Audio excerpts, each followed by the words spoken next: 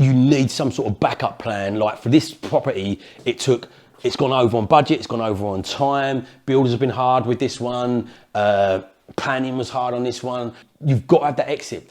If people lose their jobs, this has not got that downside protection. This is foundational level. Again, we rent that for $550. You're going to resell it very easily if you need to liquidate your assets at some point. We bought it for 19, but it's worth about 150. You're spending about 22K on it. You've got to make sure you do the right refurbishments, the right style stuff in the different levels of that all-weather portfolio so it makes it effective. So how to make cash in a property crash. Got that title from Rick Gannon and Rob Moore and Mark Homer, so credit where credit's due. But we are heading into a recession. All the signs are there to head in a recession. Some say we are already in a recession. So what I'm going to do in this video is teach you how to not only survive through that recession, but also thrive in a recession and using property doing that. More millionaires get made in a recession than any other time in history.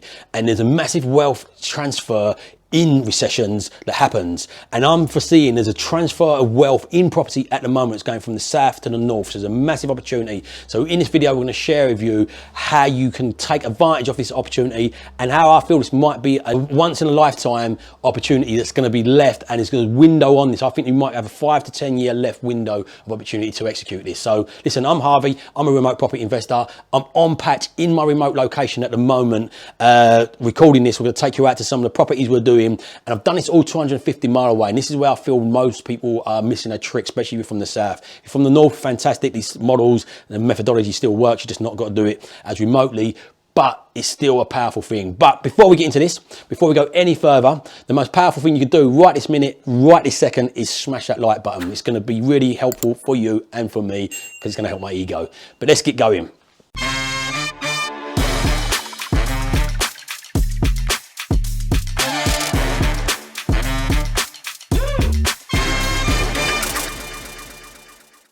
So the important way to grow wealth in property is by building out, I call it the proper delta matrix. So the PDM, the property delta matrix, is basically this. To make money in any business, it requires money, knowledge, network, and right in the middle of all these is your time.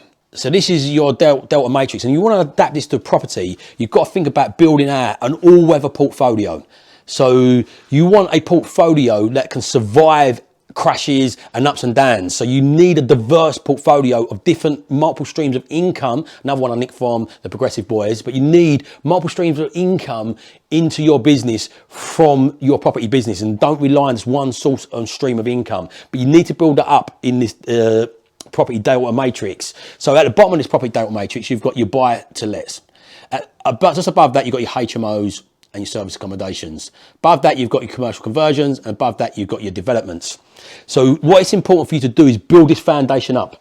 Banks will not lend you on this bigger stuff at the top anyway, and also you've not got the experience to do this bigger stuff that's at the top straight away anyway. So you've got to cut your teeth on the littler stuff. There is odd exceptions to the rule, by the way. You might be a builder, you might be a surveyor, you might be something that's got transferable skills. You might have a coach or an uncle that can hold your hand step by step. But what you want to do is make sure you're going in at the right level for where you are in your journey.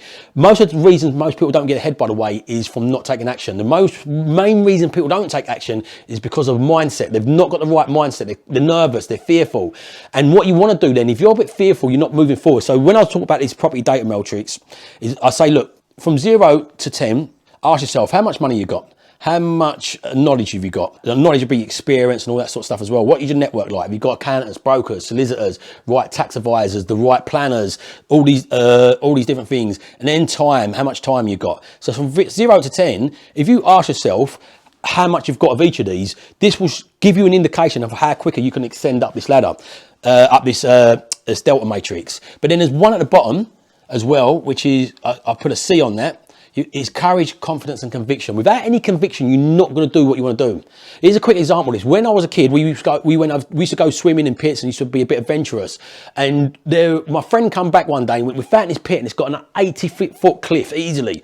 He said, we've gone off it. So okay, tomorrow we'll come down there. I went to this cliff, and I'm not joking you, this cliff was like this. If you wanted to jump, if this was me at the top and I wanted to jump off here, this is where I was jumping off the cliff. The cliff went out like that and had a big bush here as well. So you didn't just step off the cliff, you had to run off and jump off.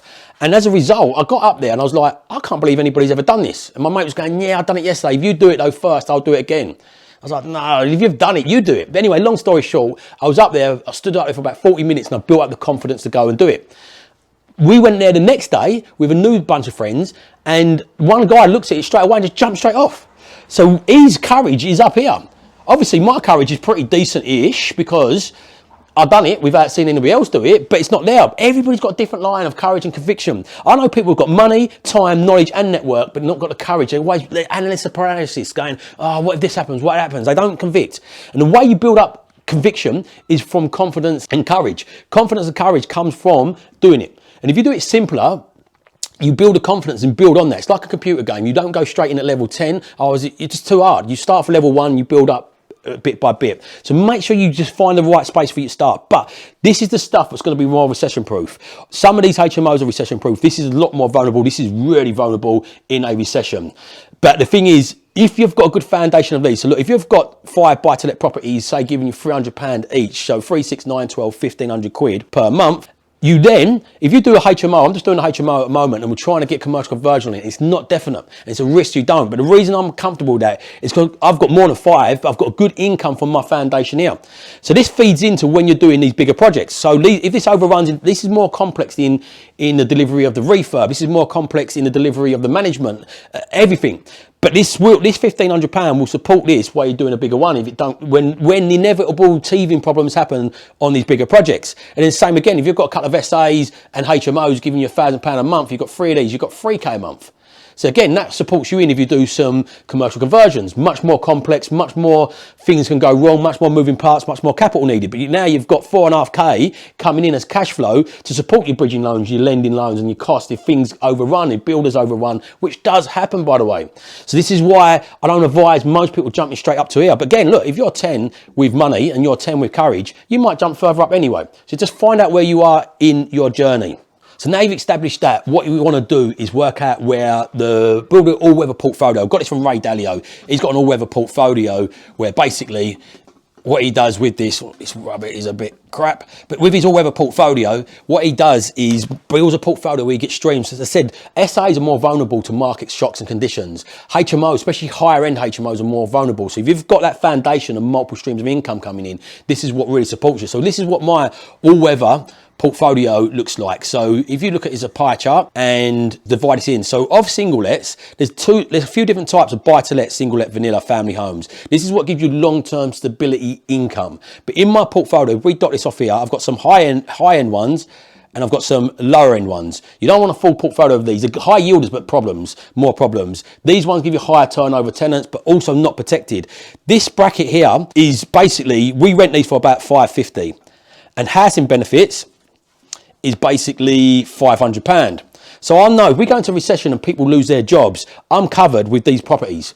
These properties over here, these are like 750s for £800. So if somebody loses if I've got 20 properties at 750 and they lose their job and they go on to £500 benefits, I've got £250, £300 shortfall.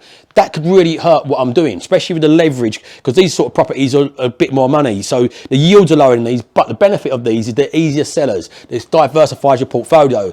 These are not so easy to sell, but higher yields, but higher management. So you want the majority here.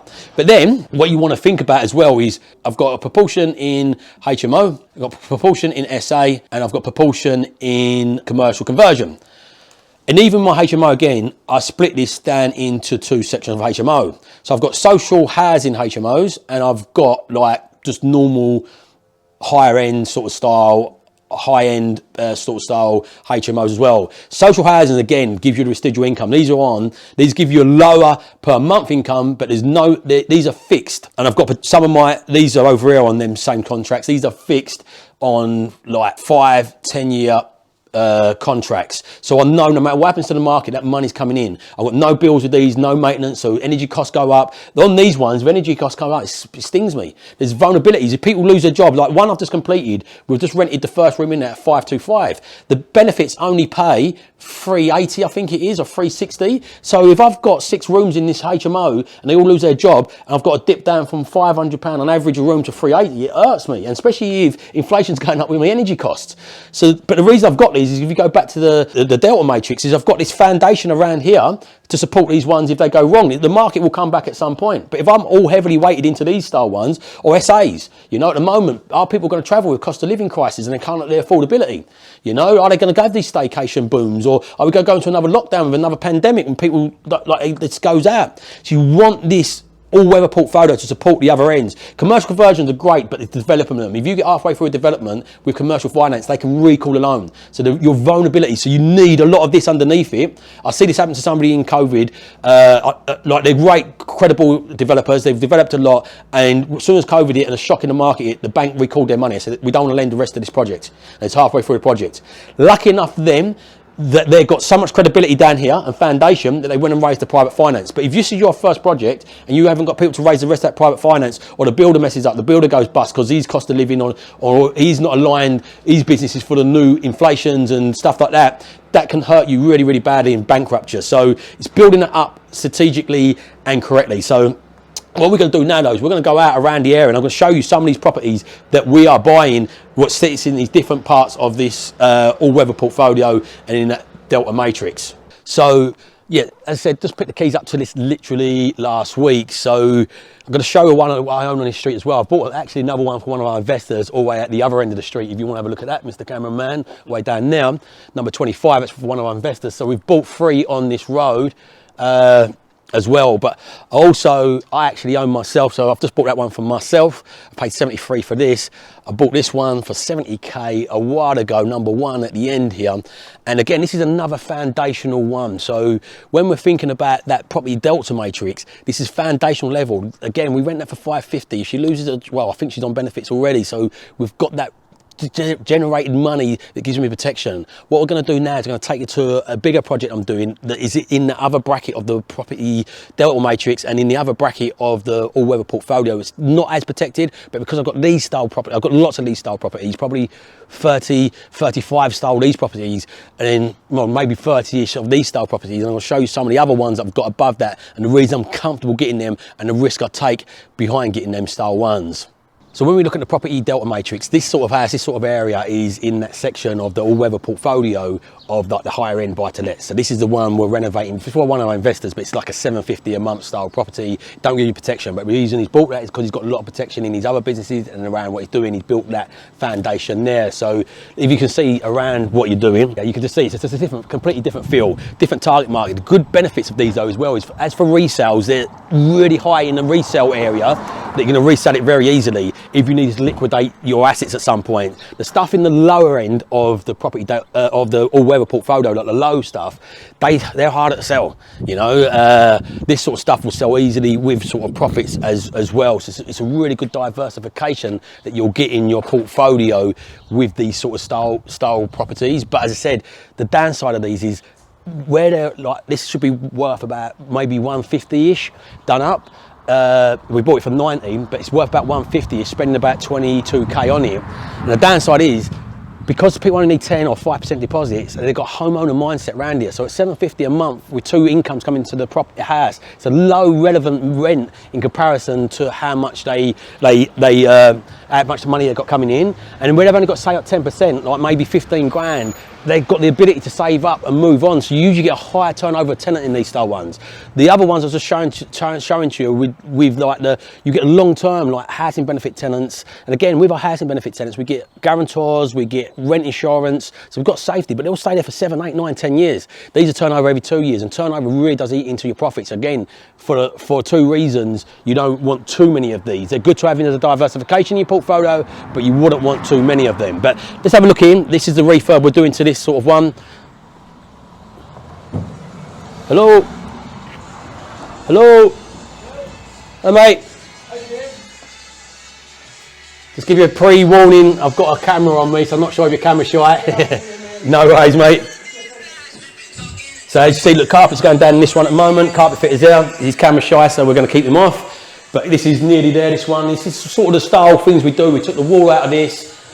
And this is probably a little bit more than we would do on this property than we would do at especially the bottom end ones. The bottom end ones, you put a new kitchen in, you do a little bit less. We've probably done a slightly bit more in this one, taking walls out, things like that, because the end of the market's in, and the exit you'd get from this property is a potential resale. So So very different. You've got to make sure you do the right refurbishments, the right style stuff in the different levels of that all-weather portfolio, so that it makes it effective. You don't want to be knocking walls down at the lower end of the barrier. You don't want to be knocking walls down if you're giving it to social housing and things like that. You just do a different style approach on these. So going back to what we talked about on the whiteboard, the property delta matrix, this is a typical house that falls into the bracket of that delta matrix that is not protected by the downside. And the reason I've done this style house is because I've got a good portfolio, the all-weather portfolio I was talking about. I've got that good foundation. So I've got a foundation to support me on stuff like this as commercial valuations. But this is a type of house that you need some sort of backup plan. Like for this property, it's gone over on budget, it's gone over on time. Builders have been hard with this one. Planning was hard on this one. We had quite a few challenges. I knew them challenges were likely to come on a property like this. And the reason I took them on is because I've got my all-weather portfolio that supports these style deals. It's still a bit painful, it's still frustrating, but you've got to have that exit. If you lend 100% finance on something like this and you estimate it wrong, you come up with them challenges, you've got no other avenue for every extra revenue coming to your business and that support underneath it, it gets you in massive trouble. And as I was saying as well, basically, look, this room is already rented for 525, reference passed, and we've got interest in another room at 515. We know we're going to achieve this sort of money. Housing benefits only pay about £388. So if people lose their jobs, this has not got that downside protection. But the reason I'm comfortable with that is because I've got the all-weather portfolio. So none of us know for certain what's going to happen to the market, but one thing is for sure, it will go up and down. If you've watched any of my videos before, you must have heard me say this: time in the market beats time in the market. I would study Ray Dalio's stuff. We'll put a link in the description below to watch how the economic cycle works. It's really interesting about long-term and short-term debt cycles. Do I believe that we're coming towards a recession?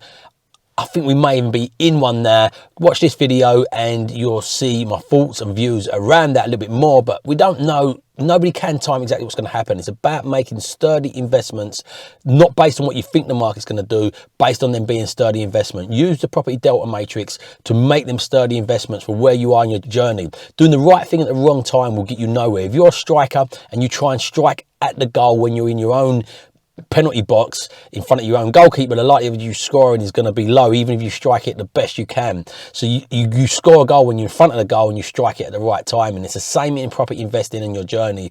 Strike at the right point of where you are in the journey. There's loads of opportunities further up in the delta matrix, but there's also lots of risk if you're not ready in that position. So make sure you go over that exercise, have a look into that. Thanks very much if you're still sitting here on this video now. I really appreciate your time. My mission is to live on my own terms. My why is to live on my own terms. My mission is to help as many people live on their terms, using property as a vehicle to do that. So please hit that subscribe button, hit that bell icon, hit the notifications so you get notified whenever we release them. Really helps you hit that little thumbs up, and give us a comment below. What's your thoughts on the market? Where do you think it's going to go? Where are you on the property delta matrix? Really be interesting to know. But remember, if you don't evolve your ideas, you're never going to live on your own terms. So evolve your ideas, live on your own terms. Have an amazing day.